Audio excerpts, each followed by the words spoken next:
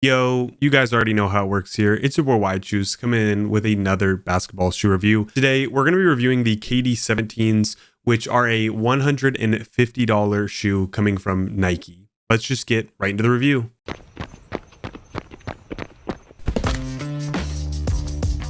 Listen, I know there are reviewers who might be better at basketball than me, might be objectively better reviewers than me, but how many reviewers do you know got married in a KD shoe? Yeah, I got married in the KD16, so you guys already know. This review is going to be great, so let's just get right into it. All right, in classic tradition, we're going to be starting with what I like the most in the shoe and working our way down to what I like the least about the shoe. Also, in this video, I'm going to be talking about whether the KD17s is worth the upgrade from the 16s. These shoes are actually very different from each other, despite a lot of reviewers saying that, oh, they're very similar. So please watch through this video, as I'm going to also be dissecting whether or not you might want the KD16s versus the 17, because I personally found that the shoes were vastly different. All right, with all that being considered, my favorite part of the shoe was definitely the cushioning on the KD17. Now, the cushioning is the same on paper. It is a zoom unit in the forefoot with a Strobel unit in the heel. However, in the KD17s, there is actually a plastic shank plate in the forefoot. So kind of in, I would say maybe this area to the toes, there is just a plastic board. And in that plastic board, it kind of made me feel like the zoom unit was massive. Before knowing what was in the shoe, I just was like, oh, dang. The whole zoom unit feels kind of like a more dead or less bouncy Strobel unit, which is kind of disappointing. I mean, it just feels like a worse version of a Strobel unit, but I did like that over the KD16s. And additionally, it kind of just makes your foot or your toes feel like they're on a springboard that you can push off of. The one big issue, though, that this created for me personally, and maybe I'm just a bigger player and that's why I noticed it, was that it kind of segments the shoe. So the shoe itself is not very flexible, but it is kind of segmented. Like if you bend a piece of paper and that paper always has a bend in it, that's kind of what that plastic plate does to the middle of the shoe. So you can kind of feel that plastic plate. It should have been brought maybe down lower, but it just kind of makes the shoe broken into two parts, and it made the shoe just a little bit too flexible in the midfoot. Personally, although the cushioning setup is what we know and love and is the same, the shoe being lower to the ground in combination with having a firm plate in the front did also make the impact protection just not as good. I also felt like the shock absorption wasn't good. So essentially, or in summary, to kind of condense that down, this shoe is lower to the ground. It plays a little bit faster. It feels better in terms of court feel, but you do sacrifice a lot of impact protection. And it wasn't necessarily something that I felt when I was jumping up and down, but when I was making sharp turns, especially from left to right, not from north to south, like frontwards and backwards, I would just feel not as well protected. Like my knees would hurt, my hips would hurt. And as a bigger player, that was really disappointing because the cushioning setup, although it is the same, and although it is lower to the ground, and although it lets you play a little bit faster, I felt just a lot more sore after my games. And I really just would not be wearing this shoe every single time I play basketball. Like maybe if I have one game a week and I need a performance shoe where I need to be able to play fast in, then this will be my option. But if you need something with more impact protection, a smoother heel to toe transition, and more support, the KD16s are just superior in almost every way. Also, that being said, I also want to note that these shoes do have a little bit more of a heel to toe drop. Basically, they feel a little bit like a high heel. And if you guys have watched my channel, you know I absolutely despise that.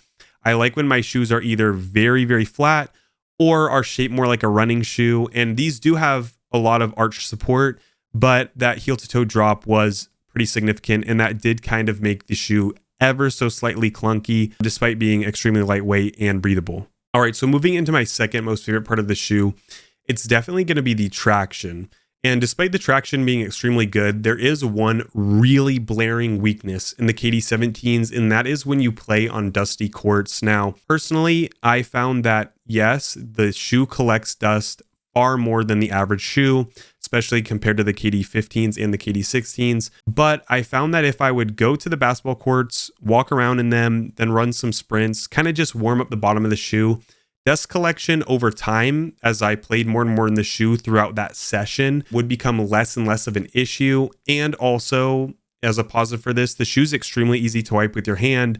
and wiping with the hand really does take a lot of the dust off. But overall, yeah, I don't know why Nike has departed from the KD15's traction pattern. That was the best traction pattern I have ever played on in my entire life. Like literally the KD15s have the best traction of any shoe I've ever put on my foot. And the KD16s also have phenomenally good traction. And the KD17s have a traction pattern that's similar to the 15s, but they just collect dust like crazy. Now, one of the pieces of advice I would give you guys is just go with a solid outsole. I can see on the blue colorway of the KD17s, there is solid rubber on the bottom.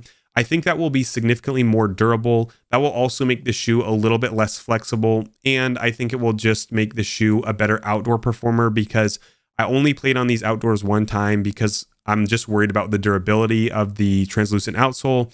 So overall, in summary, the traction is really good when it works, but if you encounter a lot of dust, or if you're playing on a dusty court regularly, these shoes are just going to give you a bad time unless you really warm up. And yeah, that's a little bit disappointing, but that's just how it is. All right, so what is my third most favorite part of the shoe? It's definitely going to be the materials and the durability. That being said, this is kind of where my praise for the shoe stops. We're moving more into what I don't like about the shoe, and let's just compare these to the KD16s a little bit more. So in terms of durability, the KD17s are just not very durable. And for $150, you can get a shoe from Way of Wade. You can get an extremely comfortable shoe from Crossover Culture. You just have so many options at $150. And unfortunately, even though the KD16s are for retail when they first came out, $10 more expensive, they are way more than $10 more durable. I mean, the KD16s have lasted me over a year. I've worn them to school. I've played on them outdoor. I've played on them indoor.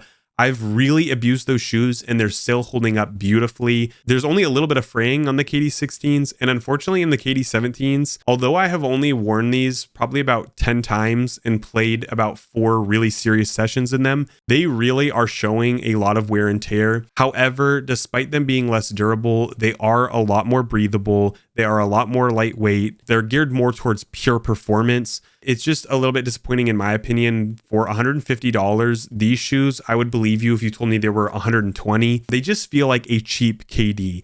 It just kind of feels a little bit like a knockoff. In hand, they're not the most durable, and there are already a lot of creasing in the cushioning. So personally, I also feel too that the step-in comfort is a bit of a step down. The padding on the inside of the shoe is good, and the step-in comfort still is good.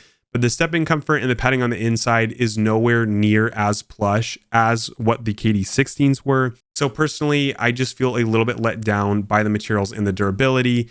And I think that if you're looking for a very durable shoe and you can only afford one shoe, just go with Way of Wade or go with Crossover Culture, because their shoes are cheaper and will last you a lot longer. And Way of Wade gives you great outdoor and indoor performance with extreme durability for the exact same price. All right, let's just go through the KD16 versus the KD17 super quick. If you want a shoe that is a lot more durable, has better containment, won't buckle under your weight, is a lot better of an outdoor performer, and is potentially containing a little bit more step-in comfort and a little bit more smoothness in terms of rocking back and forth, I would definitely just get the KD16s. But if you want a shoe that is lighter weight, is shaped a little bit more like a running shoe with better support, has better court feel, and is a lot more breathable, I would definitely just go with the KD17s. Also, the KD17 is ever so slightly better for wide footers, but that being said, I would just go with the KD16s personally. All right, now let's get into part of the shoe that really just kind of made this shoe a deal breaker for me. That's going to be the fit and the lockdown. This is by far the worst part of the shoe,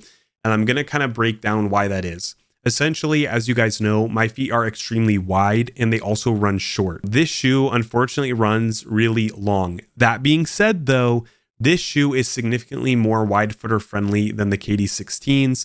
This shoe actually, I would say, is fairly wide footer friendly, especially because that outside material will expand over time pretty nicely. So essentially, the shoe is just long. I don't like that. And also, you guys can see in the B-roll footage, I really have to tie this shoe tight to feel locked down in this shoe. I cannot explain how bad these felt when I was going from left to right. My foot in the foot bed of the shoe felt like it could twist almost completely out of the shoe. Like I would stop and these, like from left to right, boom, I stop. The shoe stays on the ground, but my foot inside of here literally felt like it was going like this.